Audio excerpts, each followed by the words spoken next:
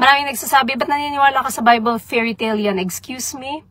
Did you know that the Bible is the most well-documented na maraming historical sources compared to even people like Aristotle, for example, mga tao na narinig natin commonly, no? Sa university, Socrates, Aristotle, mga ganyan po, no? Mga philosophers.